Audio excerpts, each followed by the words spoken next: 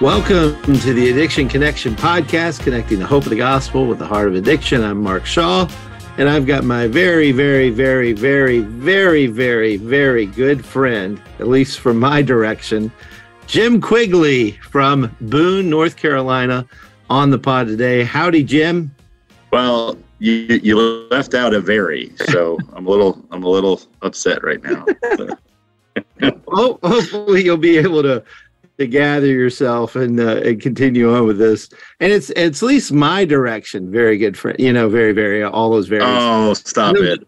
I don't know if it comes back this way, but you got lots of friends. I'm kind of, I'm friend poor. Oh, stop it. You're not friend poor, and you are my good, very, very good friend. And I probably don't have as many friends as you. I have a lot of acquaintances probably, but yeah. Solid people that I talk to. You're one of the few, my friend. So yeah, well, thank you. Yeah, no, I'm friend rich. I really am. I have great friends all over the place, and thankful for all of them. I can't have them all on the podcast, but I can have you, and that's a win today. Well, we're going to analyze.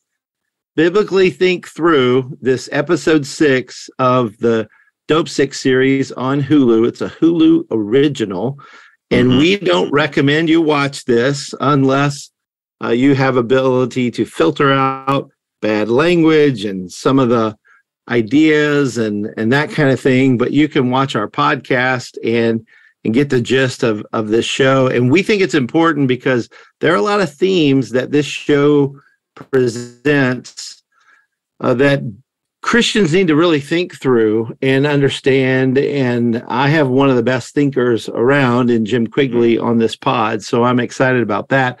We're going to start with scripture.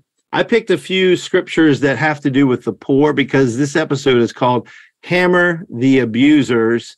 There are a couple of different themes going on, and Jim and I will talk about that in a minute.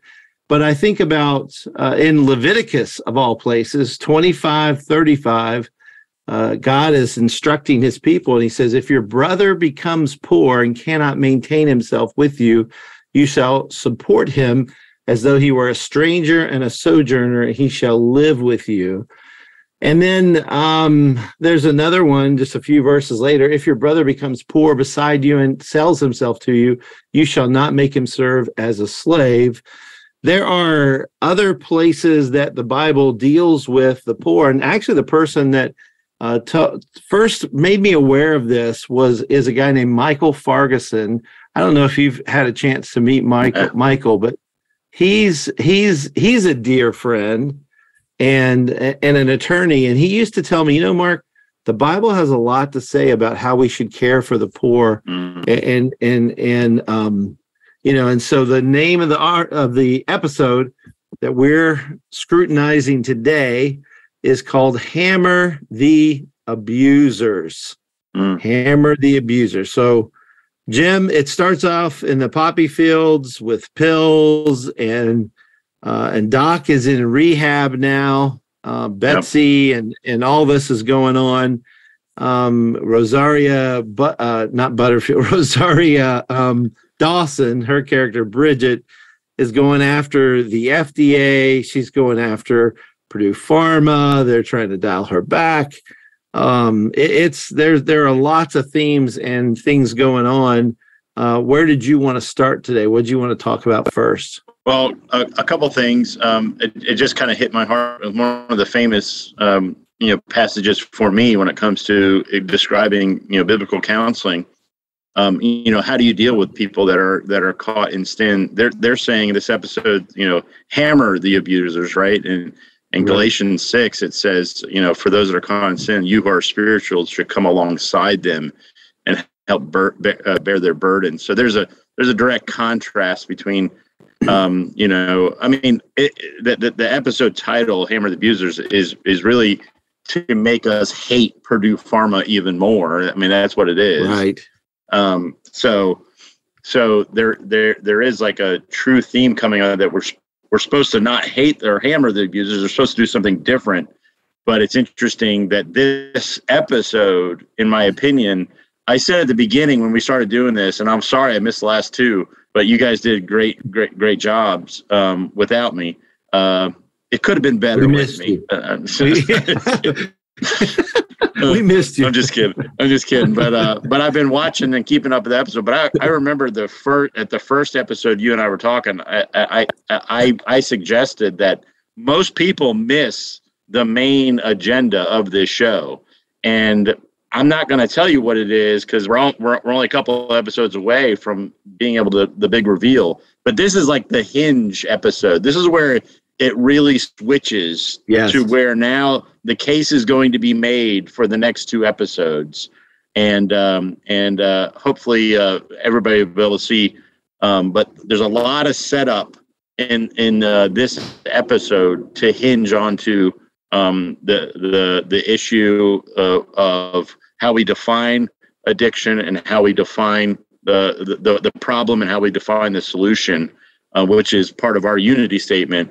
They're really going to they're really going to hammer on the solution here, to finish out the show. And this is the hinge to make that case. Yeah. Do you want to reveal the agenda yet, or you want to wait a couple episodes? No, I haven't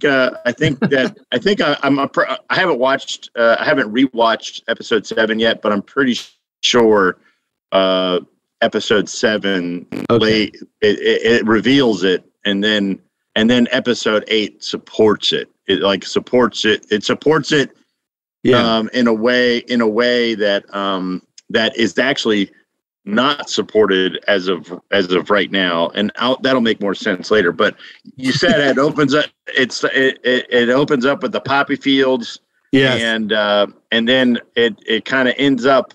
It ends up in the line at the pharmacy, and I got to tell people that's not Hollywood right there. Okay, so you guys you kind of gathered from episode 5 that Florida was the place to go for these pills. Right. I grew up there. That's where I'm from. Is from Florida, and I've stood in those pharmacy lines myself.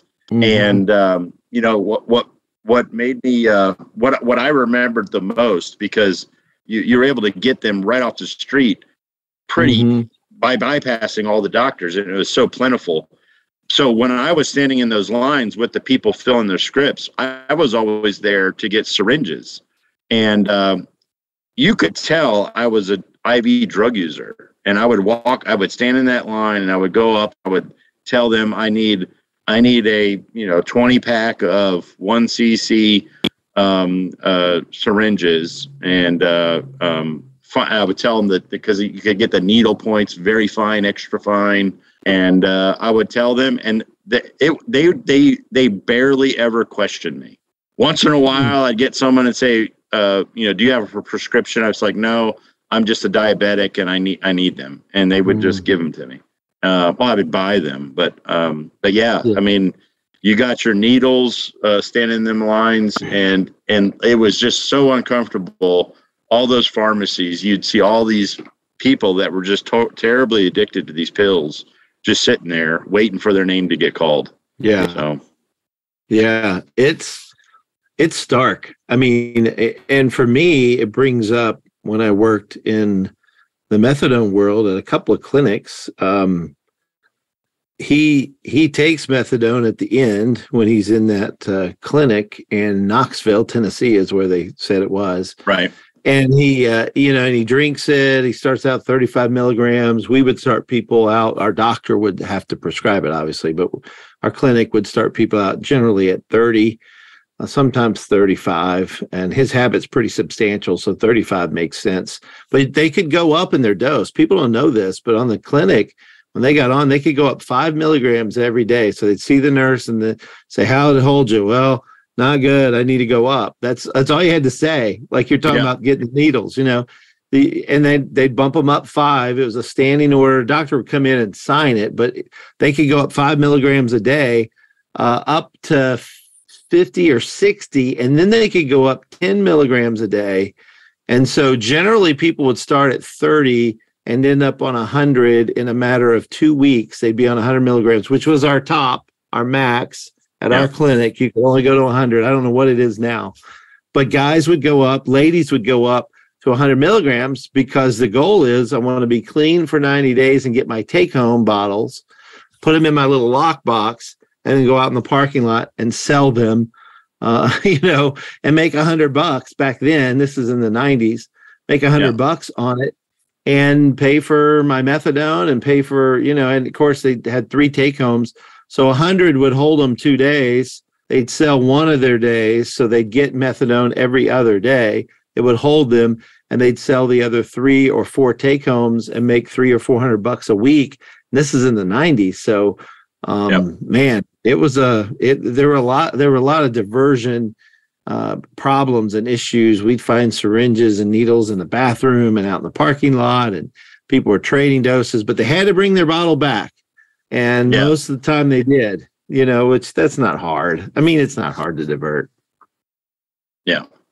Yeah. The last thing I know very little about the methadone programs beyond what you've just described. The last thing I think I heard someone say they were on 120 milligrams of methadone.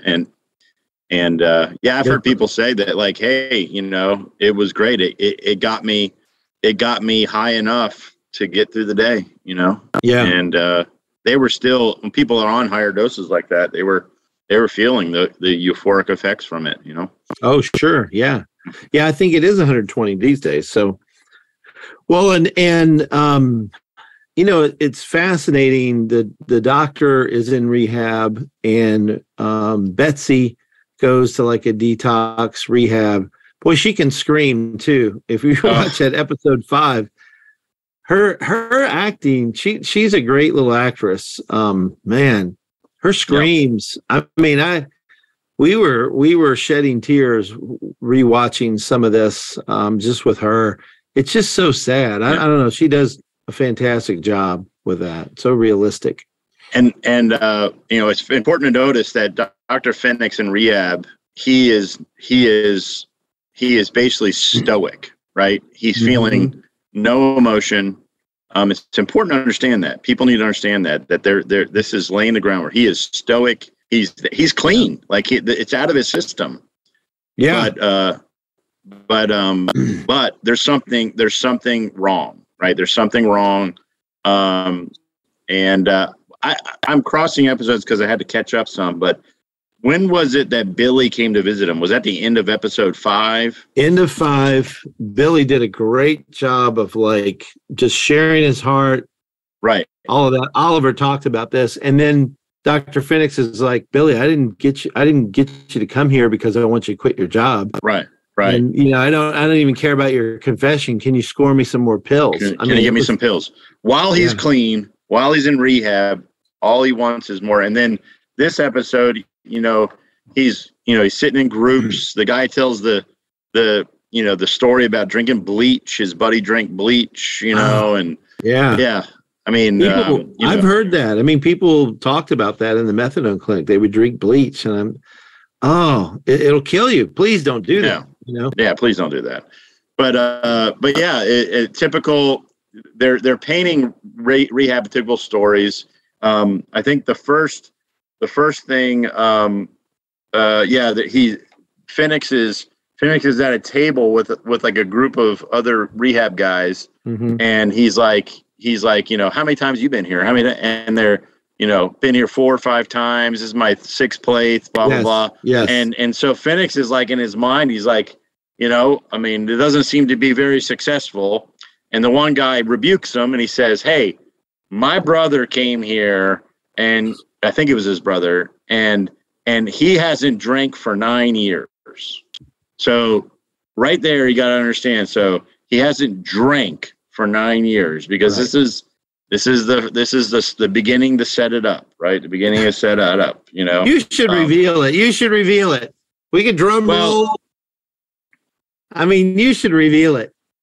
Well, then we get the other person that is a victim of this. So we have the 2 victims, right? We have Dr. Finnix, who's a victim of circumstances, and we have Betsy, who's a victim of circumstances. And Dr. Finnix is like he's the personification of a logical, scientifically minded person, that is smart and well equipped, successful. He was a doctor.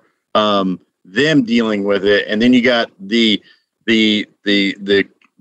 coal miner's daughter who is a homosexual lesbian, and she's grown up in this ultra religious, family, and she's trying to deal with it. So you got these two type of people, and so we get the mirror of Betsy dealing with it. And what is Betsy doing? She is going to try Jesus, and she's at a I guess they would be a mountain charismatic type church, and they're all surrounding her, and they're praying and hands in the air, and Betsy finally starts crying out to God, to Jesus. So these are very important setups here. These are important setups that people don't want to miss. So their portrayal of Christianity and the Christian answer too is a bit biased. I don't know if that's when people think, let's try Jesus, this is what comes to mind. But this has been their portrayal of Christianity the whole time. It's like real fundamentalists, and now kind of mountain charismatic-y, Yeah. So even the pastor talks to her, and he says, Betsy, you've always loved God in your heart. That's what brought you to church. He's all about attending church, and honestly, that's what a lot of preachers are all about, right? Church. If you go to church, you're okay. We know it's about a relationship, an intimate relationship with Jesus Christ, and we don't discount the church. But you've always loved him. And it's just these wrong theological statements that are not true about Christianity, and then the way they depict it is so wrong with a capital R, as I like to say. You spell wrong with a W, by the way. But it's just off and wrong and terrible to see this. She's praying the addiction away. They all surround her. It's and I applaud the effort, but the depiction of Christianity is it's awful. Yeah. It's like, here is the answer that the Jesus people have. This is their answer. This is it. Which, you just said, is so simplistic the way they're portraying it. Do we pray? Absolutely. Do we surround people and pray for them? Absolutely. Yeah, do stuff sure. like that.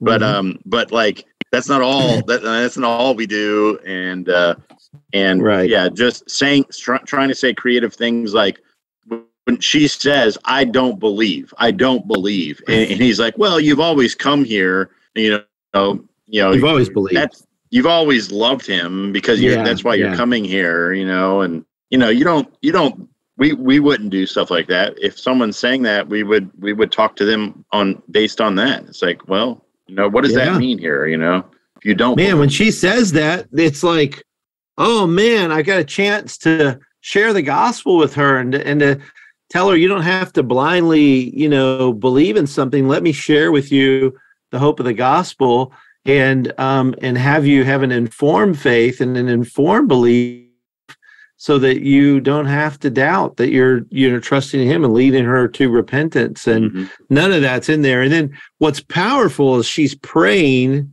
Lord, take this away, that kind of prayer as she's running. And so they're trying to show that exercise doesn't work. Church doesn't work.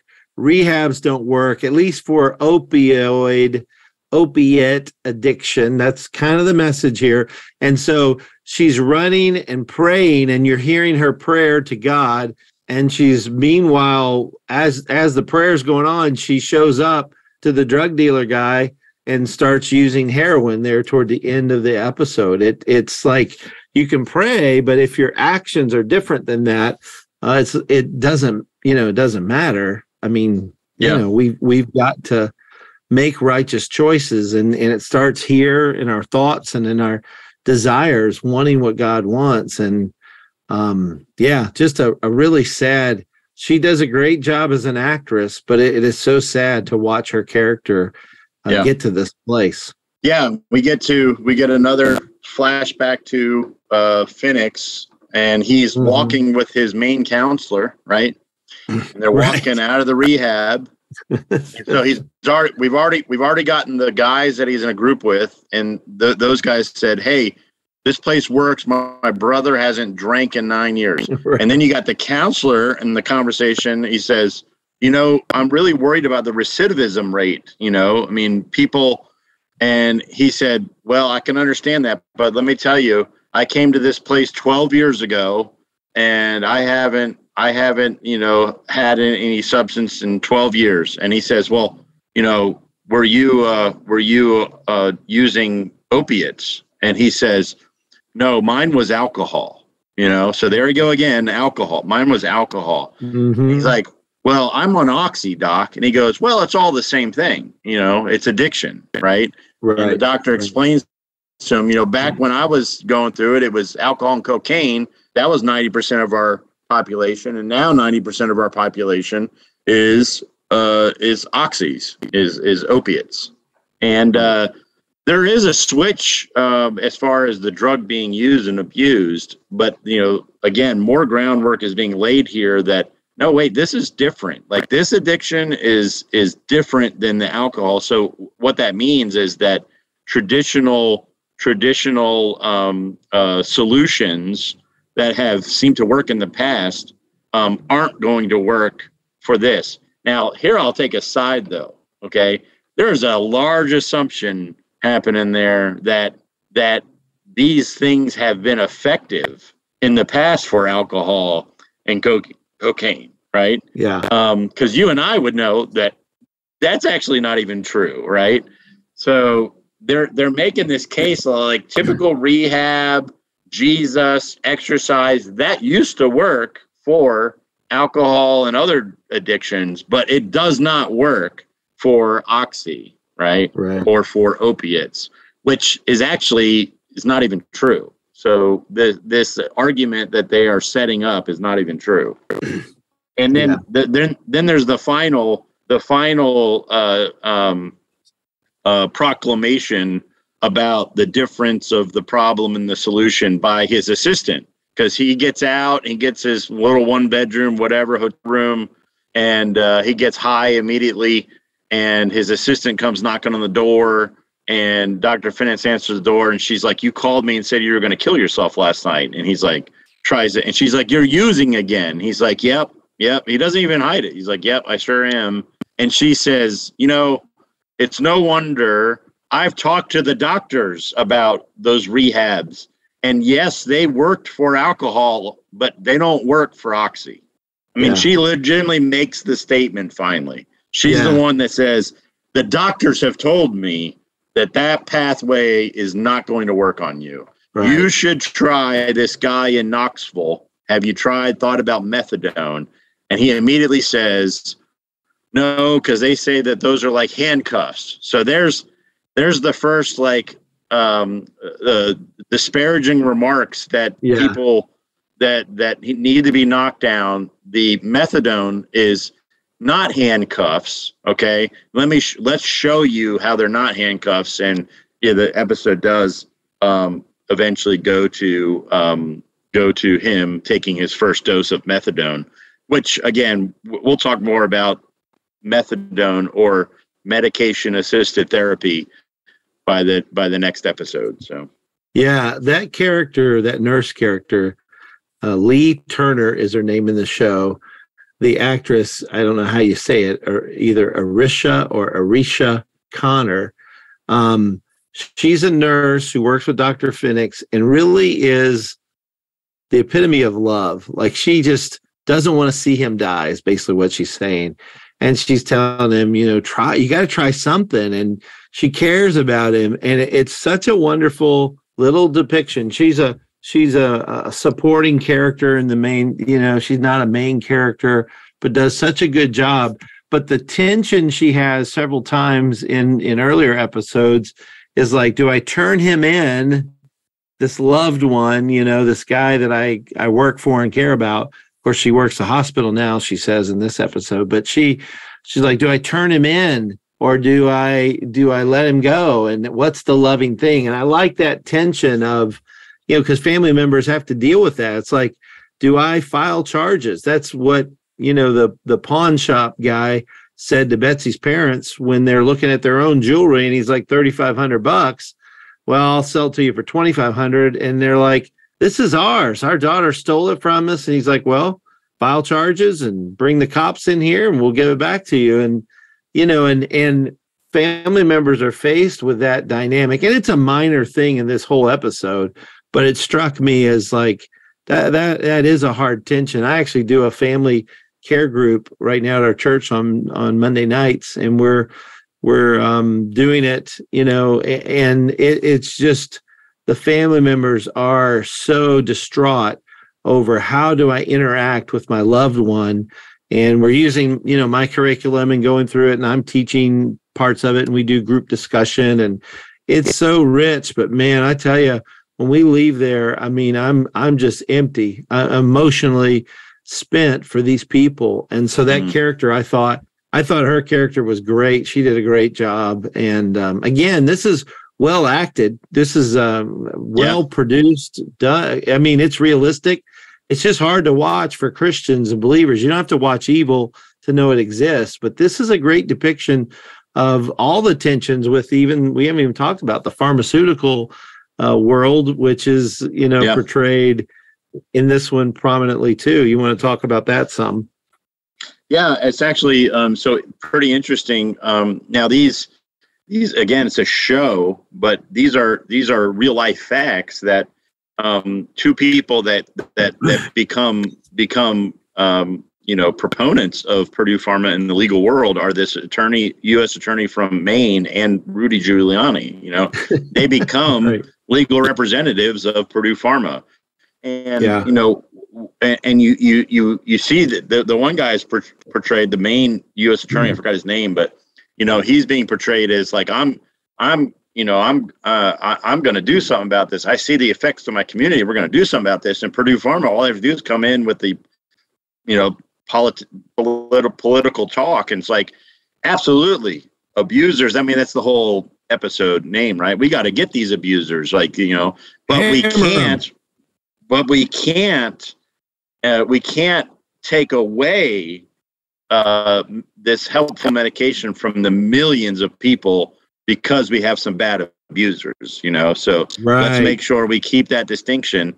And that's music to the ears. And then you don't see the backroom deal or anything like that. It happens. But, I am sure that a guy leaves being the U.S. attorney or whatever. Was that what he was? District attorney for Maine? In Maine. Jay McCloskey.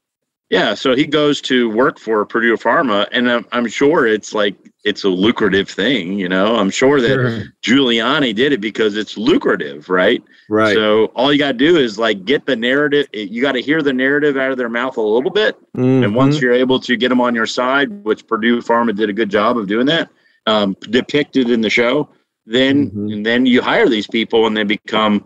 I mean, just like the doctor, like in the previous episodes, that they, the former dentist that became this big expert on pain, and then what's revealed in this episode too.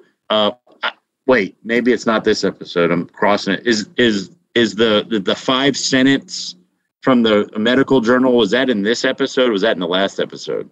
The 5-sentence. 1% of people get addicted. Yeah. That was either in the last one or the one before that. Yeah. Okay. Yeah. So there's just it wasn't what you're alluding to. It wasn't a journal study. It was just a 5-sentence letter written in to the journal that was published, and then they all used it as like a published study that shows it's not addictive. That's right. What you're alluding to push an agenda. And so and that happens more than people realize. It happens. I had to read a book in Bible college called Icons of Evolution. And you ever heard of Piltdown Man? You ever heard of that? Piltdown Man? So they Piltdown England was supposedly found this, this skull of this transitional being, and this guy traveled the world with this transitional being skull, the missing link, for 5 years, but wouldn't let anybody study it. He just kept it in a glass case and just said, look, this is this is a transitional being, right? And this thing got into textbooks all over the place. Like, we have found the missing link. Well, 5 years after it found out that the guy had taken a jawbone of an orangutan and put it on a human skull. He had hoaxed this thing. And so he was a fraud. But it stayed in textbooks for like 30 years as like, this was something that was found and missing link, because there's an agenda, right? There's an agenda. Right. So this kind of stuff happens. It's happened in our history. And it's just bad. It's just, especially when people are hurt the way that they are by being lied to.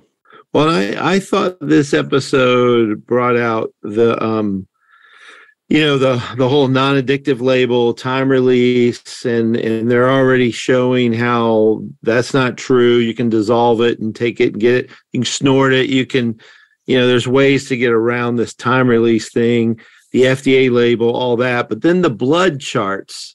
I don't know if you remembered that, but the way they presented the blood charts, and I even took pictures on my phone, they made it to where the top part of the chart, the numbers were really smushed in, and the bottom part were bigger, which isn't a fair chart. And that's what they talk about in this episode is these fewer peaks and valleys. You don't get addicted because there's fewer peaks and valleys. Well, they manipulated the chart in such a way that it made it look like a smooth thing when you show the chart in the actual way that a fair way, the linear way, it shows peak, the roller coaster thing. But with this blood chart, it showed fewer peaks and valleys, and it fooled this one doctor. And of course, we're critiquing the fictional account. There are real people named like Rudy Giuliani and others, but we're critiquing the fictional account. But that was something that really ticked off that guy at the FDA. And he's like, I'll testify. I'll go out after that. He was furious about the way they unfairly, present the data fairly is all we're saying. I thought that was a powerful aspect in this whole thing. I want to just say, though, too, that remember when they interview the doctor that's in prison about the chart, so what people need to understand, though, too, is that it's not as black and white as that they're trying to portray, right?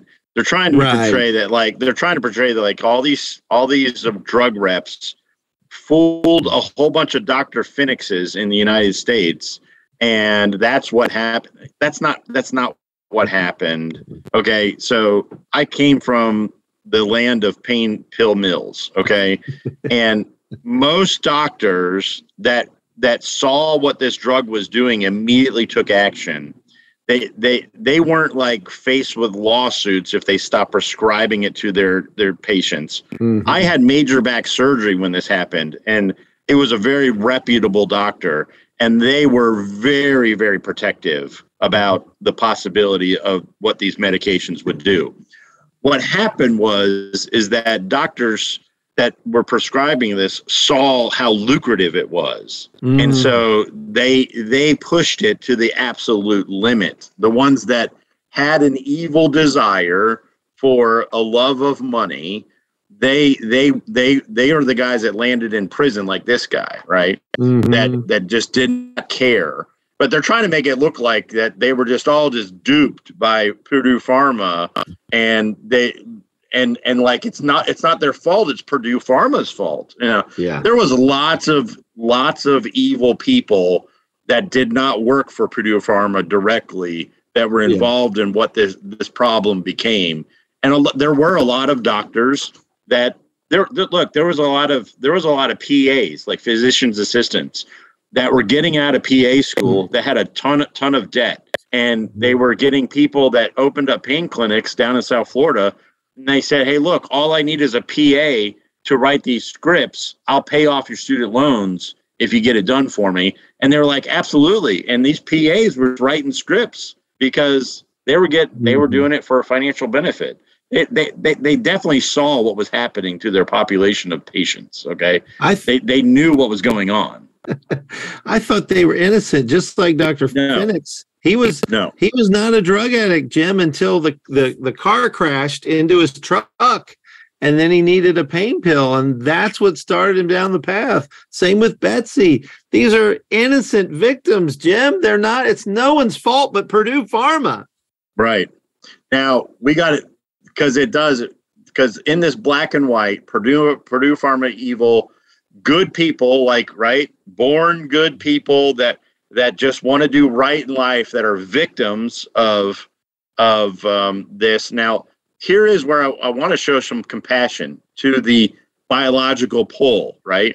Mm-hmm. So you have Betsy now, right? We get back in the later part of the episode. You have Betsy that's just working out like crazy. She's running. And what does she do? She runs upon the caravan. I don't know if it's the same caravan she used to live in with that girl, with her girlfriend. It was. Yep. Okay. And what does it bring? It brings back a flood of desire in her heart. Mm-hmm. Right? A desire for that lifestyle that and she knows it's in conflict with the Jesus desire, right? So it's, it's in conflict. So she's in bed and she's screaming out to Jesus to remove these desires, right? Mm-hmm. He's removed it, but Jesus doesn't. So what is she doing? She's now looking for pills because she's got to drown out the desire somehow. And that's when, this is where I think it's real important, because this is literally what's happened now, is that when people had a desire for those prescription meds, the transition to heroin was just, it was no big, there was no wall, there was no barrier anymore.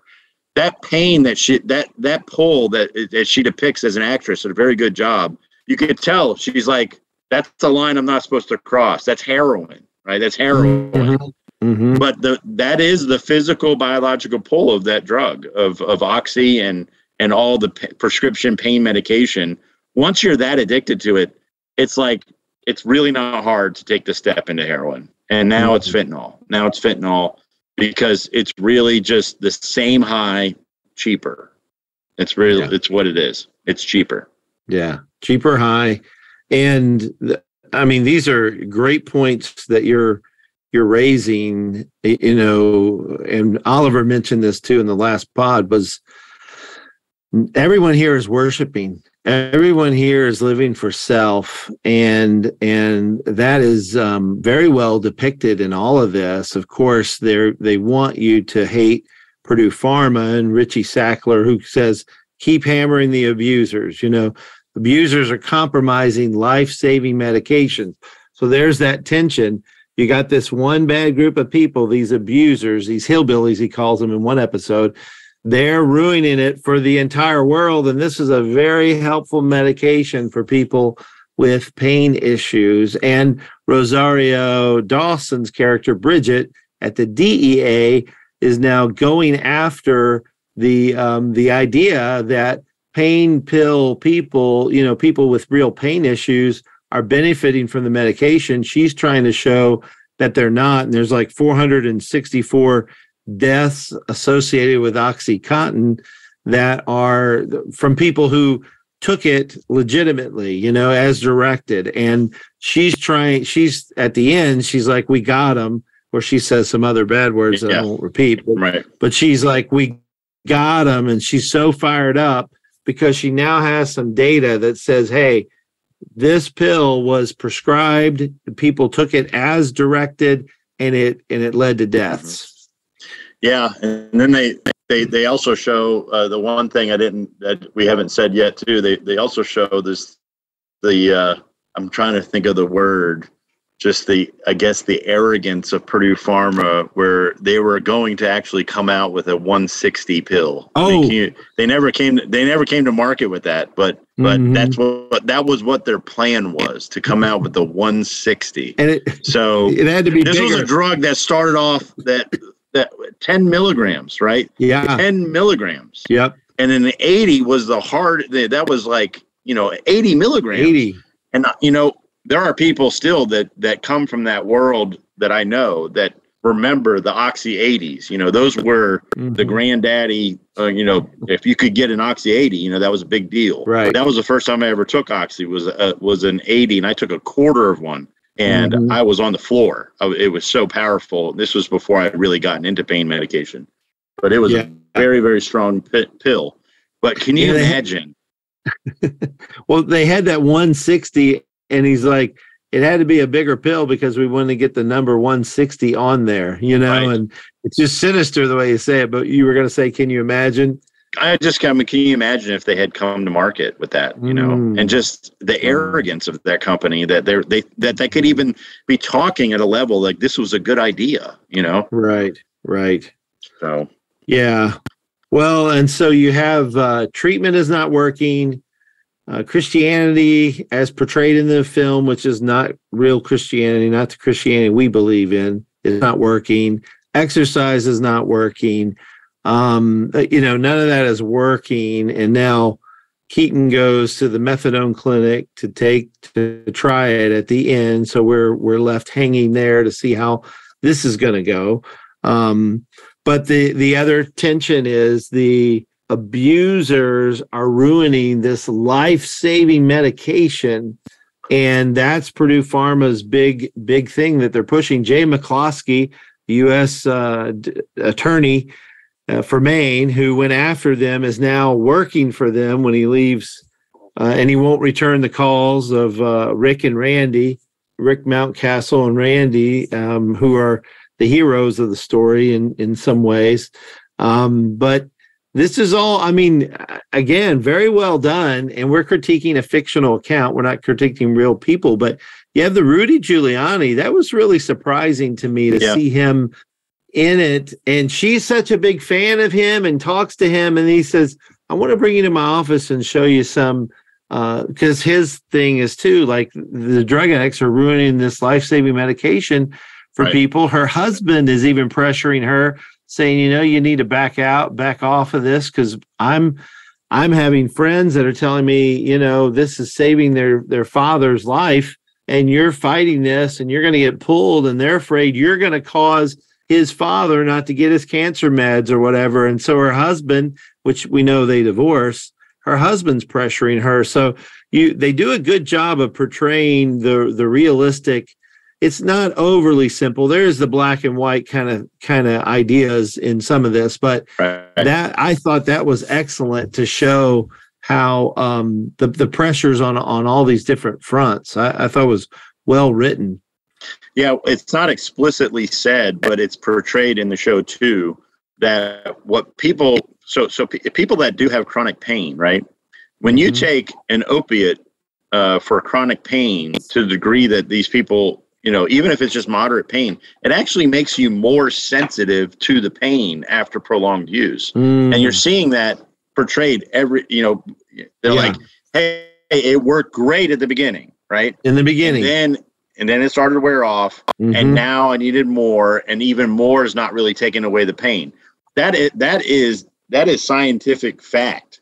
When you are taking opioid pain medication for chronic pain, it actually makes you more sensitive to pain after prolonged use. I've been to, I don't know how many lectures I've sat in about this, but I've heard doctors that literally run methadone clinics to help people get off pain medication say that they would never give opioids to someone unless they had just had a traumatic event, like they lost their leg in a car accident, immediately give opioids right after a major surgery, or for someone that is dying, like from cancer or something like that. They should receive it, but beyond that, they should never give people opioid. That's what his opinion was. But yeah, here are people getting it because my back is sore, and it's going to make you feel like a Superman for the first little while, but then suddenly your back will be even more sore because you don't have this pain medication anymore, and there's only so much your body. You'll get more and more tolerant to it, and it's a big nightmare, and you're seeing that. So you alluded to Galatians 6:1, which says, brothers, if anyone is caught in any transgression, you who are spiritual should restore him in a spirit of gentleness. Keep watch on yourself, lest you too be tempted. Bear one another's burdens and so fulfill the law of Christ. And it talks then about pride and that kind of thing, but the gentleness of not hammer the abusers, right? But the Christian way is to be kind and to restore people in a spirit of gentleness. which I know is what you do at Freedom Farm. And so the stark contrast to me is I'm watching this, and even the rehab programs in it are trying to be, somewhat winsome, but they're empty too. And I just think, we're about seeing souls in heaven and helping people to be true worshipers of the one true God. Right. I know that's what you're doing there at Freedom Farm. Mm-hmm. We try on a daily basis. We're still fallen human beings, and I can lose my temper sometimes. But we definitely don't try to hammer the abusers here. We try to confront people with their sin and point them to the one that can transform their lives. So, which can be done in gentleness, to confront. People hear that word and it's harsh, but we need the truth, and we needed the truth spoken to us. And you can do that in a spirit of gentleness. Then I look at Psalm 41, blessed is the one who considers the poor. In the day of trouble, the Lord delivers him. The Lord protects him and keeps him alive. He is called blessed in the land. You do not give him up to the will of his enemies. The Lord sustains him on his sick bed. In his illness, you restore him to full health. And there are just so many. I challenge our listeners, look up how many times God says, take care of the poor. Take care of people, who are less fortunate than you. And I know that in addiction circles, sometimes people are making choices that make them poor or put them in jails, right, institutions, whatever, the morgue. So there is that. But we want to be gentle and kind and recognize there is a biological thing like we've been talking about. You bring that out so well. That's so good. And then I think about Matthew 5, when Jesus is teaching, verse 3, blessed are the poor in spirit, for theirs is the kingdom of heaven. It's talking about being spiritually poor and bankrupt, recognizing I can't fix this. I'm broke. I have no way to fix my problem. I need Jesus. And that's why I think what you're doing, and Oliver and CJ and others in residential programs, is of vital importance, because you're getting a chance to talk to the poor in spirit, the spiritually poor, and tell them theirs is the kingdom of heaven. When you recognize that, rather than be prideful or self-sufficient, but you recognize your poverty, spiritually speaking, that there's no way you can fix this problem, that's the hope of the gospel. And I appreciate you and the others for doing that. So thank you. I appreciate you helping us, my friend, with everything you do through the Addiction Connection. Well, we're going to end it here. We could talk about. Wait. I got one more. I got one last thing. Oh, okay. Don't end it, because don't end it. You set it up perfectly at the very end of the episode. At the very end of the episode, you said we're left hanging by Dr. Finnix taking the methadone. Oh, okay. But it was the key for the what's coming next came from the girl that gave it to him. She says, I understand it gets better. She says it gets better. She says, now you're on the road to recovery. Yes. That's the last thing she says to him. She says, now you're on the road to recovery. That's the nurse that's dosing him, right? The nurse just dosed him. Yeah. And she says, now you're on the road to recovery. Now, I'm glad I didn't push the button here. Yeah. Yeah. What people don't understand is that he just took a cup of synthetic opioids, right? That's what he just did. He just drank a cup of synthetic opioids, and she just said, now you're on the road to recovery. That's important to know for episode 7 and 8. So the reveal, it'll either be in 7 or 8, but we will reveal it. Yep. I pushed Jim, but he didn't want to do it. He hung tough against me, and that's good. But that's a great way to end it, because I love the way you put things. That's so funny to me. You make me laugh. That's really good. You just drank a cup of synthetic opioids. That's exactly what he did. And now he's on the road. Methadone is. Methadone is a synthetic opioid made in a laboratory. Narcotic. Class 2 narcotic. Yeah. He just drank a cup of it, and she said, now you're on the road to recovery.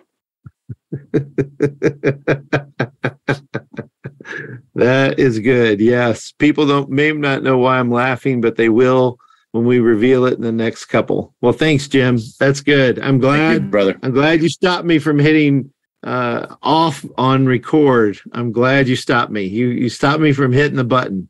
That's good. Don't push the button. I thought it was important. So it is. It is. Well, thanks everybody for tuning in. We got 2 more episodes of this to cover, and I hope you're enjoying it because there are some important themes to think about.